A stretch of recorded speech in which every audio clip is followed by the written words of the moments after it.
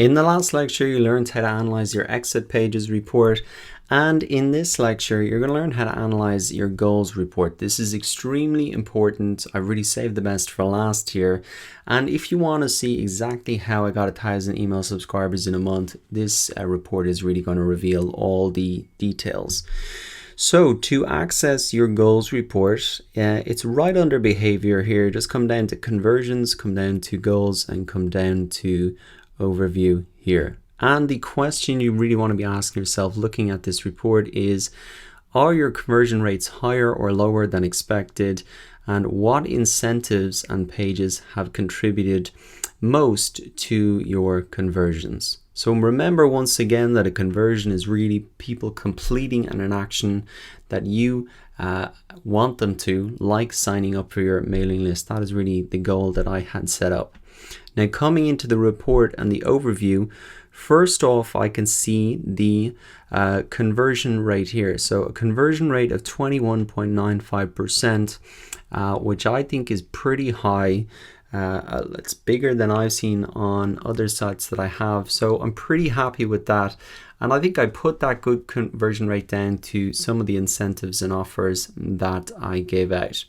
Now here's a really interesting part, and it reveals really what was working for me. How did I collect these 1,223 emails in the last 30 days? Now if we look here, I can see the goal completion location. So I have set up my goals that when somebody hits a /thank you page, that counts as a goal completion.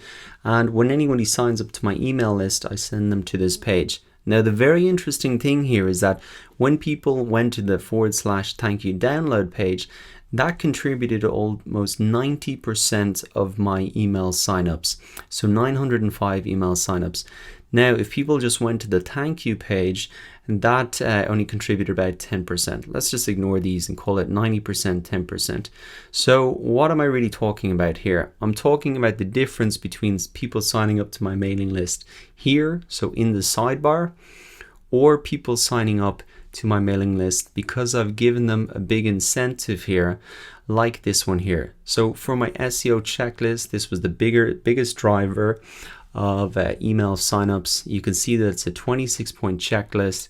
And what I've let people do is said, look, if you want to download a PDF version of this so you can access it offline, bring it to team or client meetings, you can do that, but you have to pop in your email address to really get that. And that was the number one way that I drove email signups on my website, was by giving away these incentives. In particular, just a PDF version of my posts. Now it's very simple. I talked about this in the email marketing section of my course earlier on in detail, showing you how to set these up using lead pages and creating these PDFs, etc. But I was even pleasantly surprised to see how effective that strategy is. And you can see here that the almost 905 email addresses just came from that strategy.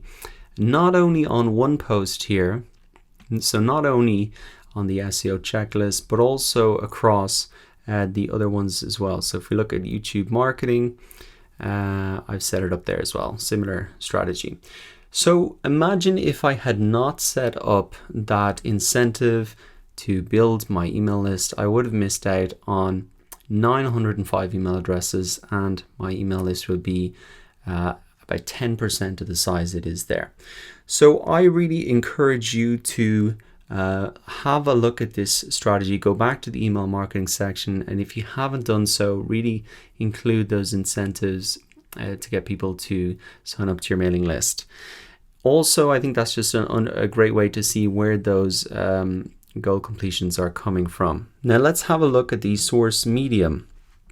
We can see that the source, a lot of these came from the emails, as we saw before. Let's come into funnel visualization here, and we can see what pages contributed to those goals. So SEO checklist, as I said, 350 signups, Facebook marketing, another 309, and that's the front page there, the entrance, WordPress for beginners, and so on down. So these were the two big drivers essentially here. These drove about 600 emails combined, and generally those were the PDF giveaways here. So very simple to set up, but extremely effective. Now we can look at maybe finally the goal flow.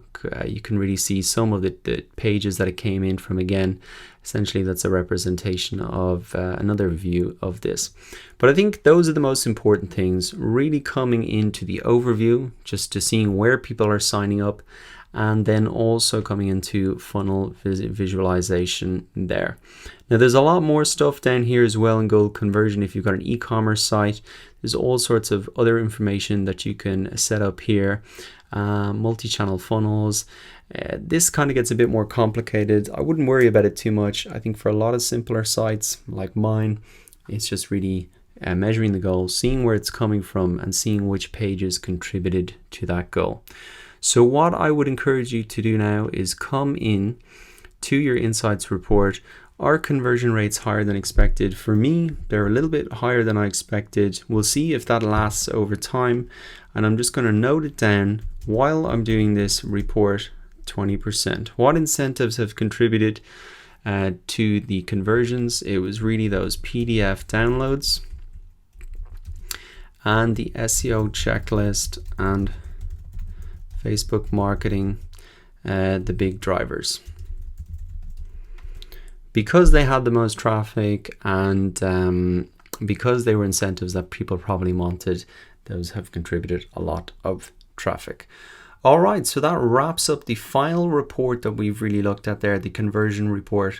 Coming up in the next lecture then, we're going to start taking action and prioritize which of these fantastic insights we are going to actually action. And we want to go for the low-hanging fruit, do the easiest ones first. I'm going to show you my process in the next lecture so you can really model it for yourself. I'll see you there.